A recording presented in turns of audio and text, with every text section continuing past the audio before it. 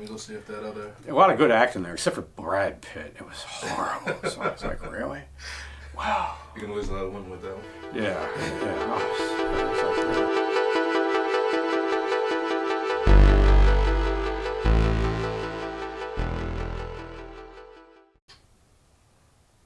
so 12 Years a Slave. Since just about everything in it is accurate, in the movie, was accurate and true to Solomon Northup's account, I'll limit my discussion. But I'd also like to mention that there were lots of slave narratives that was written. Solomon Northup wrote one. And then these guys would often go on tour and they'd speak in Canada and Great Britain against American slavery practices, because it had been outlawed in Canada and Great Britain. Although, during the lifetime of Sam Langford, standout heavyweight and one-time all-time knockout leader, in the late 1800s, men were still being bought and sold in Nova Scotia, Canada. Okay, so on paper it might have been outlawed. But again, Richard Francis Burton railed against the British Crown for permitting the kings and princes that lived under them in these different countries around the world from holding slaves. So it was largely a media show. Okay. There were slaves held in every state of the Union up until and into the American Civil War. Every state, North and South. So-called free states, so-called slave states. There were slaves held in every one of those, slaves of every race held in every one of those, and there were free people of every race in every one of those places. So it's so complicated. You know, the modern person being an idiot raised up in public schools, just on TV, you can't comprehend it. So I give you some sources that you could check out. Henry Box Brown wrote his narrative of escape. That's available. Solomon Northup wrote 12 Years a Slave. One of the better accounts. Frederick Douglass wrote An American Slave, his journal.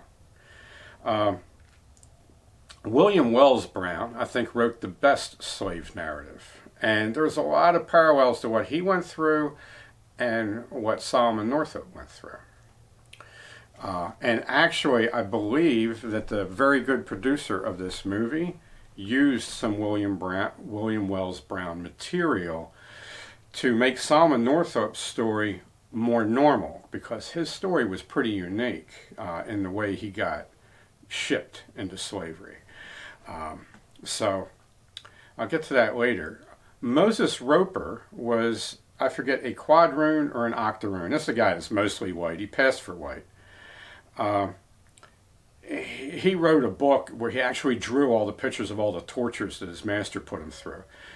He had the poor fate of being sold down the economic scale, because by the time he was born to a mixed race girl and a white man, and the white man's wife tried to kill him as he came out of the birth canal.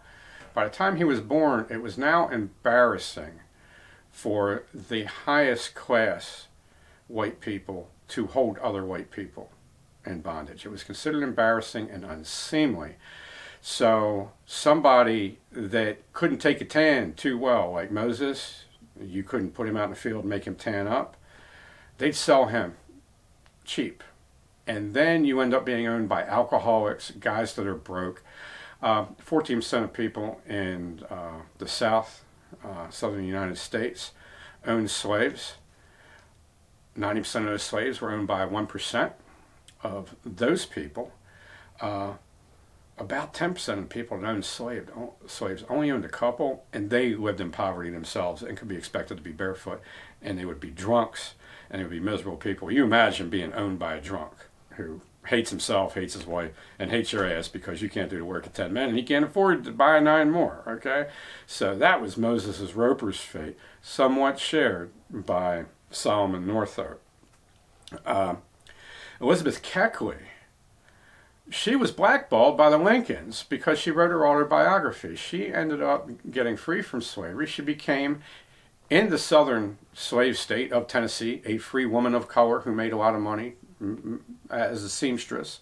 This happened. There were wealthy people of color in every one of the slave states. They were usually in the cities. Sometimes they were slave owners, usually not. Usually they would have paid servants and they would live in metropolitan cities. Not many of them actually got into the slave trade. There were just a few. As far as I know, they were men.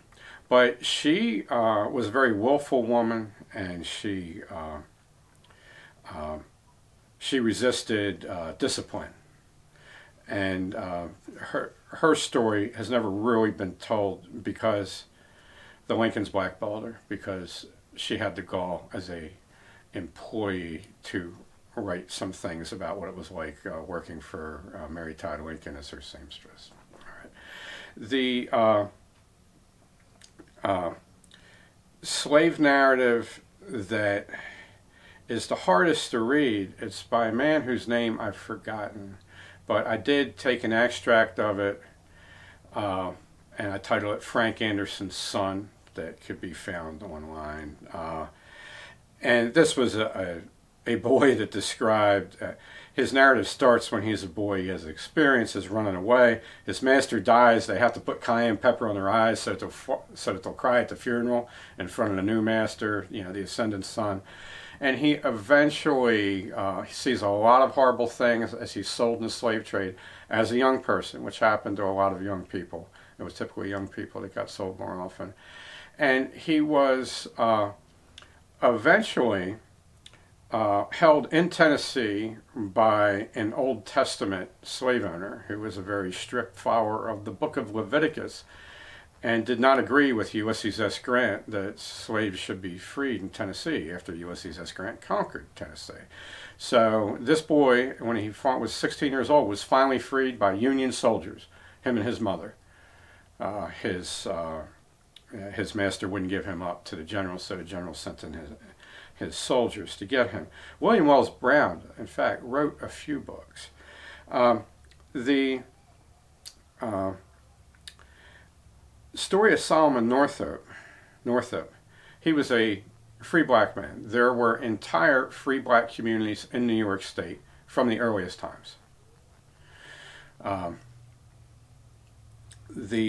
there were various reasons for that. I even examined a graveyard that was a place where predominantly Irish servants had been buried in unmarked mass graves, and over top of it were 6 headstones of free black folks, because the rich people didn't want the black folks buried in their cemetery, and they didn't want to put any headstones on the poor white people's cemetery, so they put the black graves on top of the unmarked white graves and marked them. So now it's an African American cemetery. So thousands of people sunk in that hole. He was a free man. He was known as a violinist. He was literate. He wrote a good slave narrative. William Craft and Moses Roper probably didn't write their own books. Frederick Douglass, the poor white boys in Fells Point, Baltimore, actually taught him through this game they played on fence post, the alphabet, how to read and write. And he was self-taught. He did his own writing with some help from editors. I have help from editors, okay. But William Wells Brown, Solomon Northup, they wrote their own stuff. Most of these other guys, they had a ghostwriter, who's usually a northern, abolitionist. So he got a gig to play in Washington, D.C. with these 2 white fellas. And then he gets drugged, and he ends up in a slave pen, and he's being sold down the river. Okay, now his story comes full circle when he takes the people who sold him down the river to court, and they win. They claim that he was playing the skin game. Okay, there was a couple of different ways this was played. I don't believe he was playing the skin game. It sounds like he was trafficked partially to avoid having to pay him for his performance. Okay, that's that's my take on it. Nobody knows. Okay, the courts in Washington D.C. ruled on behalf of his trafficker that Solomon had played the slave game, played the skin game, and paid the price. What is the skin game? Well, it was originally not the skin game. It was originally called something else. I forget what it was. But it was routine for literate and educated men to be trafficked into the plantations. These places weren't called the colonies, they were the plantations, until America won its independence. And then they became the colonies and states. The story of Thomas Hellier was sold to be a school teacher in Virginia in 1678.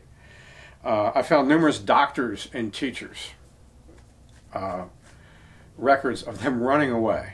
These guys would usually get sold for 20 pounds. A dude like me would get sold for 3 to 15 pounds, but the educated guys would get sold for 20 pounds. And, they would have to serve, anywhere between 4 and 10 years. It was such a miserable thing being the slave teacher of rich brats that these guys would routinely run away. And how they would do it is they would team up with some illiterate Irish dude like me, and they would say, okay, I'm going to forge your freedom papers and your pass, and I'm going to pretend to be your owner. And then we're going to sell you, and then I'm going to take the money, and then I'm going to break you out, and then we're going to do it again. Very similar to what Clint Eastwood and Eli Wallach were doing in The Good, the Bad, and the Ugly, where Clint Eastwood would bring this guy in and get the reward for him, and then right before they hung him, he'd cut the rope, okay?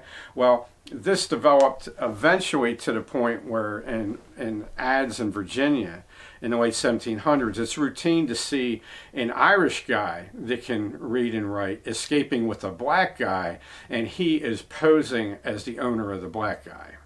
And the owners that post their ads for recovery of their human property would say, this Irish guy, he's just posing as me, that's not me, they're both my property, get them back to me. This type of thing would go on. Now, so the claim was on behalf of his trafficker that he was playing the skin game, and that the trafficker got ripped off whenever Solomon's free, wealthy friends from upstate New York came down there and got him, okay? And they freed him. They paid his price. They paid to get him out, okay? They paid the rest of his time. He was not apparently sold for life, just based on the fact that they were able to buy him out. Most likely, he was probably sold for 14 years. There's a reason for this. He wasn't a young man. When the average man dies at 35, and you get yourself a hold of a 25 to 30-year-old man, and you're going to work him, you are going to work him to death, okay? And then you're going to disown him. Our term disown comes from, I'm not responsible for you anymore. I free you. Go starve, okay? No more roof over your head, no more food, no more set of pants every year. You're done. Go die. That's what disowning was. That's why to be disowned was such a terrible thing in a slave economy where a free man cannot get wage work. You can't. You either own people or you're owned, and that's about it. That's the way the southern United States, that's why it was so sparsely populated, because the free working fellows, they just had to move. They had to go somewhere, because how are you going to compete with this guy down the road that owns 100 dudes that can do what you do? Okay, it doesn't work. So my guess is that Solomon was probably set for about a 14-year term. It's not clear in his narrative, but they were able to go down there and pay for his release. There are only two things that were inauthentic about the movie. One was he was sold down the river to down the Ohio and the Mississippi to Louisiana, and then thence over to the Red River area in western Louisiana and Arkansas, near East Texas. Now, that was the common way to get sold down the river, but that's not how he got sold down the river. It costs money to send somebody over the mountains, so they sold him down to Potomac, and then they shipped him on a ship all the way down to New Orleans. He complains about the quality of the coffee in the South, that you made coffee by frying up and blackening cornmeal and then making coffee out of that. Okay, this is even amongst the people that are fairly well to do. Okay, like the ship's captain, for instance.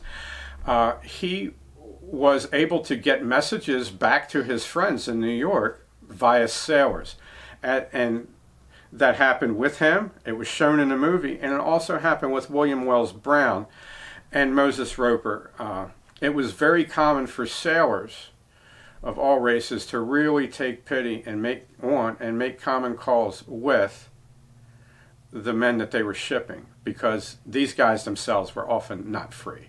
They had been shanghaied or press ganged, and they were literally a prisoner on that ship. So he was thinking that there were only a few guys running the ship. He was thinking of actually, there was one other guy that was somewhat of a man on the ship. He was thinking of actually killing the crew. He knew how to sail, but he couldn't, because these guys were treating him good, and the sailors didn't have it any better off than he had it. So he decided not to do it. It was, he had to search his conscience on that.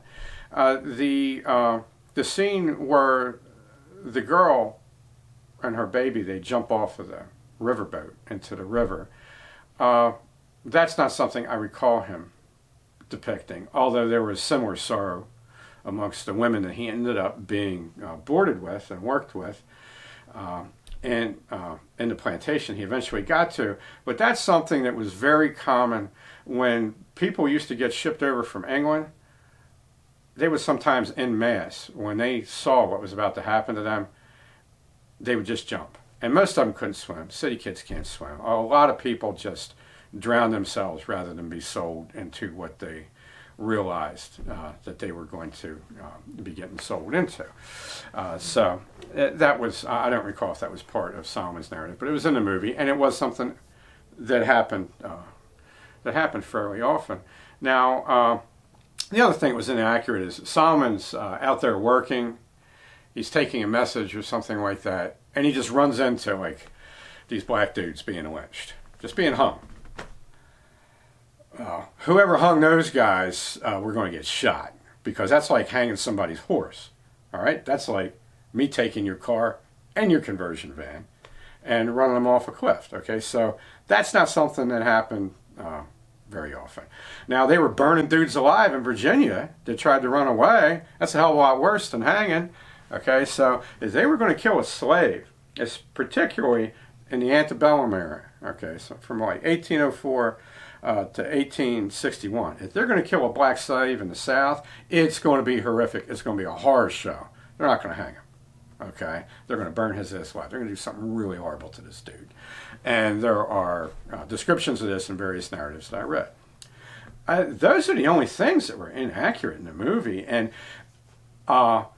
even some of the things that weren't in his narrative, they were still accurate to the general condition, because Solomon had a pretty unique circumstance, the way he was trafficked. Now, he ended up being in a position very similar to that of Moses Roper, where he was being tormented and tortured, as were some of the people he was with. And the cruelest person in all the slave narratives is the slave mistress, the woman who owns the house, whose husband is having sex with the women that she owns. That's always the cruelest person on the plantation, is that bitch, okay? And that was well depicted. There was a mixed race slave owner that was depicted as being married to a white man and treating her slaves decently. And this was actually common. When Mary Glass, who was a woman of color in 1779, I think it was 1779, her and her husband, they were both mixed race people, the legal term was free person of color. They bought a young girl, Irish girl, in South Carolina, and they took her to Louisiana when the Spanish were running it, and she tortured and beat this girl to death. Court was held, and all of her mixed race and pure African American neighbors testified against her. Okay, so in Louisiana, people of color were generally of a middling standard. They were not grouped in with what would be called Negroes. I think Negro is a word you're not allowed to use anymore, but historically they called people that weren't mixed Negroes, and then they would call people who were mixed people of color. That was a legal term back then. The other terms were generally not legal. Only bondman and bondwoman were legal. Servant wasn't a legal term. Slave wasn't a legal term. Bondman, bondwoman, they were legal terms. So that, again, I don't recall that from Solomon's narrative, but it looks like the person that made this movie read a lot of the other slave narratives and was as well versed on the condition and depicted that as part of it. The Brad Pitt's probably worst performance. What bad acting! He plays a northern carpenter that's working with the slave carpenter Solomon and talks to him, and is a guilt-ridden northern abolitionist. And he's the person that goes north, one of possibly 3 people that went north and gave news to Solomon's friends that he was being held in bondage down here. Now, Solomon's master was an unsuccessful man. Hinton Rowan Helper wrote a book in 1857 titled The Impending Crisis of the South. And he just laid out why the economic system was unfeasible, unworkable. It was a disaster. The only people making a profit off of it were the top 1% in the South, which means most of the slave owners weren't even turning a dime, and industrialists in New York. That's who was making a living off of slavery. It was mostly Yankees up in New York and the cream of the crop in the South. Anybody who owned more than 100 slaves, they were doing pretty good. Anybody who owned less than 100 slaves, they were dirt poor, okay, for the most part, unless they were old money. So, and it's empathetically depicted, the actor that depicted Solomon's slave master did an excellent job depicting a man that was torn between his religion and his economic condition. His bitch wife and his slave girl that he liked. He was a miserable alcoholic, and he was really a tortured soul. That was probably the best performance in the movie. The leading man that played Solomon Northup. Very good performance. Paul Giamatti, excellent performance as the soul driver. The soul driver was the person that sold you.